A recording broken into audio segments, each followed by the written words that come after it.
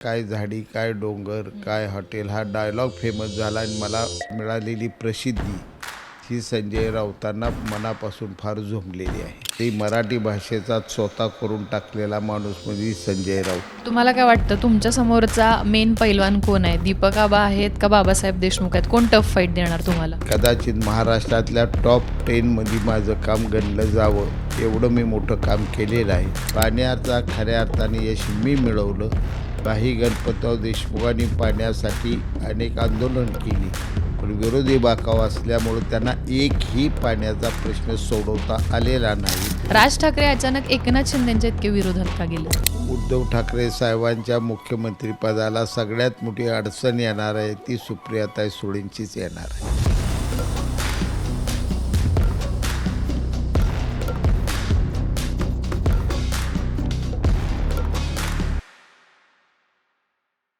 सोलापूर जिल्ह्यातली सांगोला विधानसभेची निवडणूक सध्या चर्चेत आलेली आहे, कारण इथला सामना जो आहे तो तिरंगी होताना आपल्याला बघायला मिळतोय. खरं तर महाविकास आघाडीत परंपरागत ही जागा शेकापची होती, पण या ठिकाणी आता उद्धव ठाकरेंच्या सेनेकडनं दीपक आबा साळुंखे मैदानात आहेत, शिंदेंच्या शिवसेनेकडनं या ठिकाणी शहाजी बापू पाटील पुन्हा मैदानात आहेत आणि दुसरीकडे शेकापकडनं बाबासाहेब देशमुख मैदानात आहेत. तिरंगी लढत होतीये. या ठिकाणचे विद्यमान आमदार शहाजी बापू आज आपल्या सोबत आहेत. तुमचं स्वागत आहे बापू बोलभिडूमध्ये. सर, माझा पहिला प्रश्न असा आहे की निवडणूक नेमकी कशी चालू आहे, प्रचार कसा चाललाय, काय वाटतंय वातावरण सांगोल्याचं? सांगोला तालुक्यात प्रचार करत असताना माझी जवळपास ही दुसरी फेरी होत आहे. सर्वसाधारणपणे जनसामान्य मतदार हा अत्यंत समाधानी आहे. सर्व मतदारात एक विकासाची केलेल्या कामाविषयी अतिशय सकारात्मक भूमिका आहे. प्रचारात व्यवस्थित चालू आहे. विजय निश्चितपणे मला मिळेल अशी मला खात्री वाटते. पण आतापर्यंत आपण बघत आलेलो बापू की दुरंगी लढत व्हायची विशेष करून, पण ह्यावेळी तिरंगी लढत होती आणि गेल्या वेळी जे तुमच्या सोबत होते दीपक आबा साळुंखे, त्यांनी यावेळी तुमच्यावरती कुठंतरी मला संधी देणार होते पण या ठिकाणी शब्द डावलला, अशा पद्धतीची विधानं करून त्यांनी आता उद्धव ठाकरेंकडे जाण्याचा निर्णय घेतलाय. त्याचा तुम्हाला फटका बसणार नाही का? यापूर्वी 2 वेळा अशा तिरंगी लढती झालेल्या आहेत. भारतीय जनता पार्टी आणि विनय कोरेंची जनस्वराज्य पार्टी याकडून श्रीकांतदादा देशमुख उभा होते. आज ही पुन्हा तिहेरी लढत लागलेली आहे. दीपक आबा साळुंखे पाटलांना विधान परिषदेचा शब्द होता, सातत्यानं प्रयत्नही केला, परंतु त्यांना पुढच्या वेळी तुम्हाला संधी देऊ अशा पद्धतीचं वरिष्ठांनी आश्वासन दिलं, परंतु त्यांना निवडणूक लढवण्याची इच्छा झाली, त्यामुळे ते निवडणूक लढवत आहेत. त्याचा परिणाम माझ्यावर फार काय होणार नाही. उलट पक्षी त्यांनी 30 वर्ष गणपतराव देशमुख साहेबांबरोबर काम केल्यामुळं त्यांच्या उमेदवारीचा फटका माझ्यापेक्षा जास्त प्रमाणावर शेतकरी कामगार पक्षाला बसतोय हे मला प्रचार करताना दिसून येते. या सगळ्यामध्ये असं म्हणतात की महत्त्वाची भूमिका निभावली आहे ती संजय राऊतांनी, कारण दीपक आबांना पक्षात घेणं असेल किंवा त्यांना उमेदवारी देणं, आणि सातत्याने जेव्हापासून तुम्ही शिंदेंसोबत गेलेला तेव्हापासून संजय राऊतांचा तुमच्यावर विशेष राग दिसतो. किंवा मधल्या काळामध्ये एक पैशाची बॅग सापडली होती पुण्याच्या ठिकाणी, त्यावेळीसुद्धा तुमच्यावरती आरोप करण्यात आलेले होते की ते तुमचेच पैसे असल्याचे. संजय राऊतांचा एवढा राग काय तुमच्यावरती? संजय राऊत हा प्रसिद्धी प्रमुख माणूस आहे. त्याला स्वतःची प्रसिद्धी दररोज सातत्यानं हवी असते. त्यासाठी ते विधानं वेगवेगळ्या प्रकारची करून स्वतःला प्रसिद्धीचा मध्य गाठत असतात. राज ठाकरे साहेबांनी तर काल स्पष्ट शब्दात सांगितले, मराठी भाषेचा स्वतः करून टाकलेला माणूस म्हणजे संजय राऊत. माझ्यावर राग असण्याचं कारणच त्यांचं एवढं आहे की माझा काय झाडी काय डोंगर काय हॉटेल हा डायलॉग फेमस झाला आणि माझी अपेक्षाही नव्हती, परंतु थोडी भगवंताची कृपा असेल की त्यामुळे मला मिळालेली प्रसिद्धी ही संजय राऊतांना मनापासून फार झोंबलेली आहे. या सगळ्यामध्ये आता तुम्ही त्या डायलॉगचा उल्लेख केलात, काय झाडी काय हॉटेल काय डोंगर, पण त्याच दरम्यान एक 50 खोके एकदम ओके हे नरेटिव्हसुद्धा सेट करण्याचा प्रयत्न झाला होता. उद्धव ठाकरे असतील किंवा संजय राऊत जे लोकसभेला सुद्धा तेच म्हणत होते आणि आत्तासुद्धा ते तेच म्हणतात की गद्दारांना धडा शिकवा म्हणून. याचा कुठंतरी तोटा तुम्हाला मतदारसंघात होईल असं वाटत नाही? मतदारसंघात याचा आम्हाला तोटा होताना दिसून येत नाही, कारण आमचा मतदार हा शून्य आहे, राजकीय हुशार मतदार आहे. आणि हे वाक्य त्यांनी जे वापरलेलं आहे ते स्वतःचं ना करते पण झाकण्यासाठी या विरोधकांनी हे वाक्य सातत्यानं पुढं आणले. हा एक राजकीय उठाव होता आणि तो राजकीय परिस्थितीनुसार तयार झालेला होता, परंतु ह्या उठावाला बदनाम करण्यासाठी अशा पद्धतीचे खोटे आरोप करण्यात आले. आता या मतदारसंघामध्ये जसं दीपक आबांचं आव्हान आहे तसं तुमच्यासमोर बाबासाहेब देशमुख सुद्धा आहेत. त्यांचे आजोबा 11 वेळा त्यांनी या मतदारसंघाचं प्रतिनिधित्व केले. आता मी जेव्हा सांगोल्यात फिरले तेव्हा कुठंतरी ती एक सहानुभूतीसुद्धा असलेली बघायला मिळते की महाविकास आघाडीतनं तिकीट द्यायला पाहिजे होतं, पण कुठंतरी फसगत करण्यात आली, ठाकरेंनी तिकीट दिलं नाही. तर हे ठाकरेंनी शेकापला जागा का सोडली नसेल, तुम्हाला काय वाटतं? वास्तविकता ही पारंपरिक शेतकरी कामगार पक्ष आणि मी अशी लढाई गेली 7 निवडणुका झालेली होती. महाविकास आघाडीची उमेदवारी निश्चितपणानं डॉक्टर बाबासाहेब देशमुखांना मिळेल असंच मला वाटत होतं, परंतु काही गोष्टी वेगवेगळ्या घडल्या आणि संजय राऊतांनी शेतकरी कामगार पक्षावर घोर अन्याय केला अशी माझी सुद्धा भावना झालेली आहे. तुम्हाला काय वाटतं तुमच्या समोरचा मेन पैलवान कोण आहे? दीपक आबा आहेत का बाबासाहेब देशमुख आहेत? कोण टफ फाईट देणार तुम्हाला? ही पारंपरिक माझी आणि शेतकरी कामगार पक्षाची लढाई आजपर्यंत झालेली आहे आणि आजची लढाईसुद्धा माझी आणि बाबासाहेब देशमुखाचीच होईल आणि त्यात मी निश्चितपणाने विजयी होईल. दीपक आबांचा फॅक्टर तुम्हाला अजिबात हार्म करणार नाही किंवा तुम्हाला त्याचा तोटा होणार नाही? दीपक आबांचा माझ्यावर कोणताही परिणाम होणार नाही, कारण दीपक आबा हे पहिल्यांदा निवडणूक लढवत आहेत आणि त्यांनी 6 वर्ष विधान परिषदेचे आमदार ते होते. त्यावेळी तालुक्यात कोणतंच 2 कोटीचं कामसुद्धा केलं नाही. ही भावना जनतेत तळागाळात पोचलेली आहे.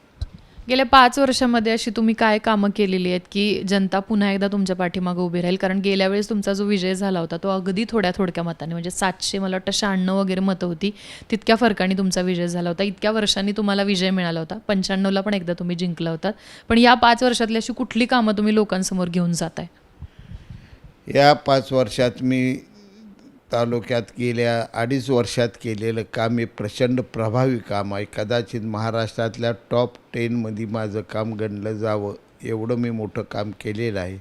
जवळपास 35 गावं जी जिरायत होती ती वेगवेगळ्या योजनेतून मी बागायत गावं केलेली आहेत. रस्ते जवळपास संपूर्ण तालुक्याचे महत्त्वाचे रस्ते चांगले डांबरीकरण करून घेतलेले आहेत. वाड्या वस्त्याचे रस्ते बऱ्यापैकी चांगले करून घेतलेले आहेत. दुसरी गोष्ट, या तालुका दुष्काळी तालुका आहे आणि या दुष्काळी तालुक्यात मी जवळपास 450-500 कोटी रुपयेचा निधी मिळवून साठवण तलाव मोठ्या प्रमाणावर गावोगावी केलेले आहेत. वेगवेगळ्या योजना राबवत असताना आणि शासनाच्या योजना राबवत असताना मी सातत्यानं प्रभावीपणे आणि जागरूकतेने काम केलेलं आहे. 95,000 सातबारा उतार्यांना शेतकऱ्यांना मी जळिताचं अनुदान जवळजवळ 166 कोटी रुपये मिळवून दिलेलं आहे. त्यामुळं लोकांच्यात काम करणारा माणूस, राबणारा माणूस अशी माझी प्रतिमा झालेली आहे.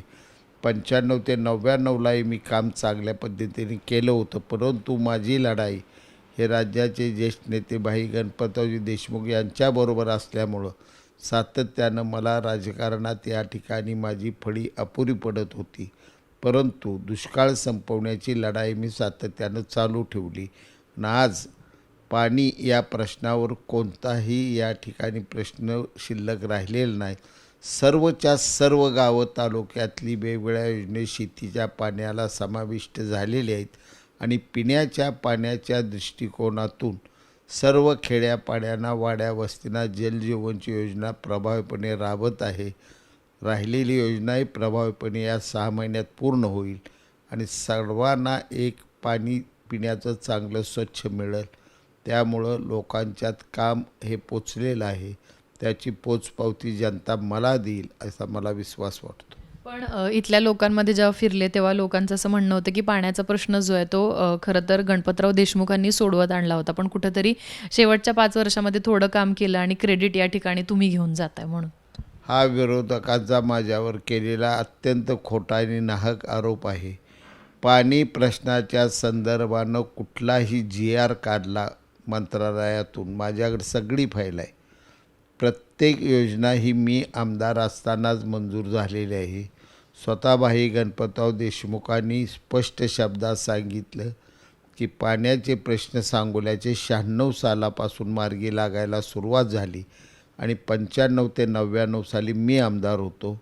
माझ्या काळातच मला मनोहर जोशींनी टेंबू योजनेत समाविष्ट केला, म्हैसाळ योजनेत समावेश केला आणि आशिया खंडातली सर्वात मोठी पिण्याची पाण्याची योजना त्यांनी दिली. पाण्याचा खऱ्या अर्थाने यश मी मिळवलं. भाई गणपतराव देशमुखांनी पाण्यासाठी अनेक आंदोलन केली, पण विरोधी बाकाव असल्यामुळं त्यांना एकही पाण्याचा प्रश्न सोडवता आलेला नाही. आत्ताही जे टेंबू योजनेत समाविष्ट झालेली गावं, म्हैसाळ योजनेत 10-12 गावं, टेंबू 10-12 गावं आणि गेली 20 वर्षे पेंडिंगला असलेले उजनीचं 2 TMC पाण्याची योजना मी काल मंजुरी करून घेतली आणि काम चालू झालेलं आहे. आजच जवळजवळ 25 लोड पाईपलाईनच्या येऊन त्या खेड्यापाड्यात पडायला सुरुवात झालेली आहे. या सगळ्यामध्ये आता आपण सांगोल्याबद्दल बोललो. महाराष्ट्राच्या राजकारणाबद्दल तुम्हाला काय वाटतं? सध्या लाडकी बहीण योजनेचा प्रचार जोरदार चालू आहे. लाभार्थी महिला आहेत, पण दुसरीकडं अशा सुद्धा महिला दिसत आहेत ज्या महागाईवरती सुद्धा बोलत आहेत. काय वाटतं तुम्हाला, एकंदर महाराष्ट्रात या योजनांचा खरंच फरक पडेल का? की लोक जे आहेत, लोकसभेला ज्या पद्धतीने राग व्यक्त केला भाजपवरती, महायुतीवरती, तसं वातावरण बघायला मिळेल? लोकसभेच्या वातावरणात फेक नरेटिव्हनं अतिशय प्रभाव विरोधकांनी टाकल्यामुळं ती निवडणूक अडचणीत सापडली. आज या राज्याचे मुख्यमंत्री आदरणीय एकनाथजी शिंदेसाहेब आणि त्यांचे सहकारी देवेंद्रजी फडणवीस साहेब, माजी मुख्यमंत्री आणि सध्याचे उपमुख्यमंत्री अजितदादा पवार मुख्यमंत्री यांनी अतिशय चांगल्या पद्धतीनं काम केलेलं आहे. खास करून महिला मुख्यमंत्री माझी लाडकी बहीण योजना अतिशय प्रभावी ठरलेली आहे. अनेक छोट्या छोट्या समाजाला त्यांनी आर्थिक विकास महामंडळं दिलेली आहेत, त्याचाही परिणाम मोठ्या प्रमाणात दिसून येतो. युवकांना त्या ठिकाणी स्टायपंड देण्याचा घेतलेला निर्णय हा युवकांच्यामध्ये प्रभावीपणे ठरत चाललेला आहे. 10% दिलेलं मराठा समाजाच्या आरक्षणात मराठा समाजाच्या बऱ्यापैकी एवढ्या तरी भावना झालेल्या आहेत की शिंदेसाहेबांना हे द्यायचं आहे, ते धडपडत आहेत देण्यासाठी. ही या सरकारची एक जमेची बाजू आहे. आणि दुसऱ्या बाजूनं काम करणारा, राबणारा, 17-18 तास कष्ट करणारा मुख्यमंत्री महाराष्ट्र राज्याला लाभलेला आहे. त्यामुळे शिंदेसाहेबांच्या या कष्टावर महाराष्ट्राची जनता अतिशय सकारात्मक आहे. निश्चितपणे महायुतीचं सरकार येईल.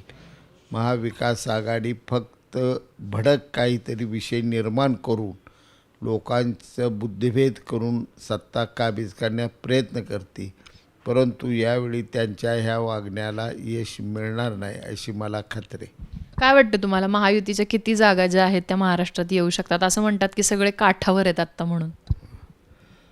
सर्वसाधारणपणे मला असं वाटतं की महायुतीच्या 170च्या आजूबाजूला जागा निश्चितपणाने निवडून येतील. आणि महाविकास आघाडीचं काय होईल, काय वाटतं? महाविकास आघाडीच्या विरोधात बसण्या एवढ्या जागा येतील आणि निवडणूक झाल्यानंतर महाविकास आघाडीत मोठी फूट पडेल. आत्ता अजून एक मुद्दा मला महत्त्वाचा विचारायचा आहे. जेव्हा तुम्ही गुवाहाटीला गेला होतात तेव्हा तुमचं एक भाषण मी बघितलं. त्याच्यामध्ये तुम्ही असं म्हणलं होतात की काहीही करा पण शरद पवारांच्या सोबत जाऊ नका, नाहीतर काही खरं नाही. पण आत्ता आम्ही बघतोय की राज्यामध्ये एकनाथ शिंदे आणि शरद पवारांच्या सातत्याने भेटी होतात. नवीन काहीतरी समीकरणं होतील का याची चर्चा होत असते. तर तुम्हाला काय वाटतं त्यांच्या भेटींबद्दल? माझा बोलण्याचा हेतूच त्यावेळी असा होता की शरदचंद्रजी पवार साहेब हे अतिशय प्रभावी नेतृत्व आहे आणि त्यांच्याबरोबर गेल्यानंतर कुठलाही पक्ष हा ते त्यांच्या प्रभावामुळं दुबळा करून टाकतायत, ही माझी त्यातली भूमिका होती. ती काय पवारसाहेबांचं महत्त्व कमी करणारी नव्हती, महत्त्व वाढवणारीच माझं वाक्य होतं. थोडं त्याचा अर्थ वेगवेगळा लोक घेत असतात. आणि आजही पवारसाहेब हे महाराष्ट्राचे एक जाणकार, प्रचंड मोठा अनुभव, प्रचंड काळाचा अनुभव त्यांच्याकडे जमा आहे. आणि राज्य चालवत असताना मुख्यमंत्री एकनाथ शिंदेसाहेबांनी त्यांचा काही चर्चा केली तर ती सकारात्मक आहे, राज्याच्या हिताची आहे, त्यात वाईट वाटण्याचं काही कारण नाही. परंतु आज काळ बदललेला आहे आणि या बदललेल्या काळात पवारसाहेबांच्यापेक्षा लोकांना एकनाथ शिंदेसाहेबांचं नेतृत्व आवडायला लागलेलं आहे. काय वाटतं तुम्हाला, महायुतीचं सरकार आलं तर मुख्यमंत्रीपदाचे दावेदार एकनाथ शिंदेच असतील का? कारण अलीकडंच अजितदादांनी जवळपास जागा कमी असल्यामुळं माघार घेतली अशा चर्चा चालू झालेल्या त्या शर्यतीतनं.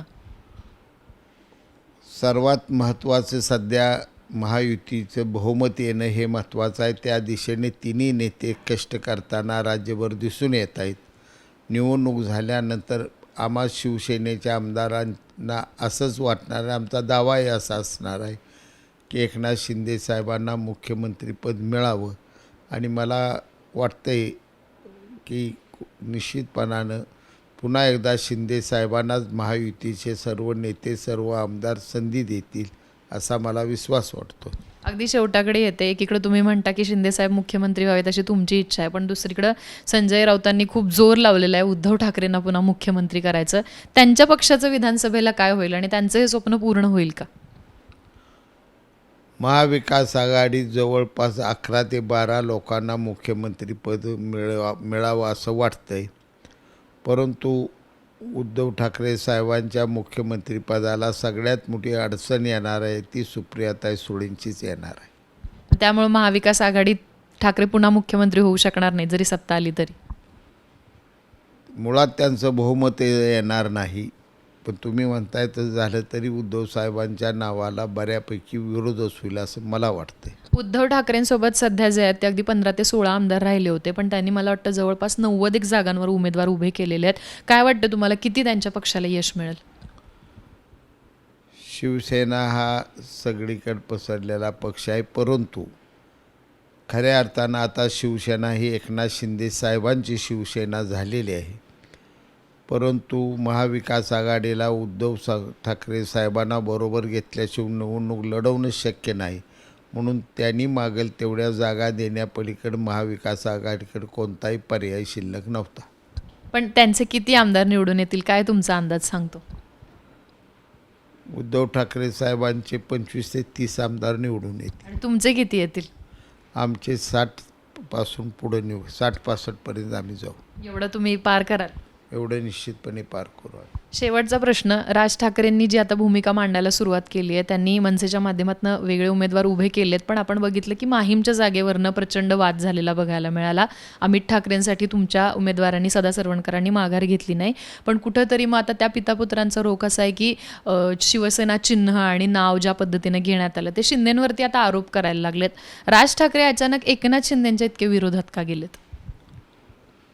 एकनाथ शिंदे साहेबांचे आणि राज ठाकरे साहेबांचे संबंध जिव्हाळ्याचेच आहेत. पक्ष चालवत असताना काही प्रश्न निर्माण होत असतात. सदा सरवणकर हे आम्ही केलेल्या राजकीय उठावातले एक ज्येष्ठ नेते होते आणि त्यांच्यावर अन्याय करणं, त्यांची उमेदवारी डावलणं हे शिंदे साहेबांना योग्य वाटलं नाही.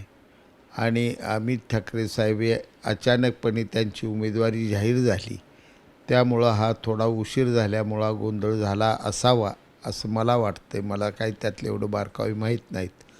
परंतु जरी अशी परिस्थिती निर्माण झाली असली तरी व्यक्तिगत राजसाहेबांचे आणि शिंदेसाहेबांचे संबंध जिव्हाळ्याचे पुढेही निश्चितपणानं राहतील.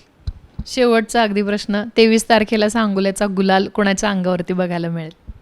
मला विश्वास आहे की 23 तारखेचा गुलाल हा कामाच्या रूपानं, मी केलेल्या जनतेच्या सेवेच्या रूपानं निश्चितपणानं माझ्या अंगावर पडेल असं मला खात्री आहे.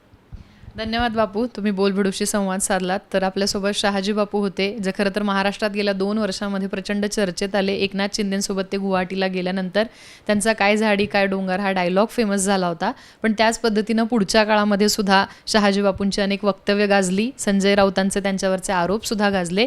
पण आता सांगोल्यात ही लढत तिरंगी होतीये, त्यामुळे आता 23 तारखेला सांगोल्याचा निकाल नेमका काय लागणार, महाराष्ट्रावरती याचा काय परिणाम होणार, याकडे सगळ्यांचं लक्ष लागलं असेल. तुम्हाला ही मुलाखत आवडली असेल तर कमेंट बॉक्समध्ये प्रतिक्रिया लिहून नक्की कळवा आणि अशाच मुलाखतींसाठी बोलबिडूच्या यूट्यूब चॅनलला नक्की सबस्क्राईब करा.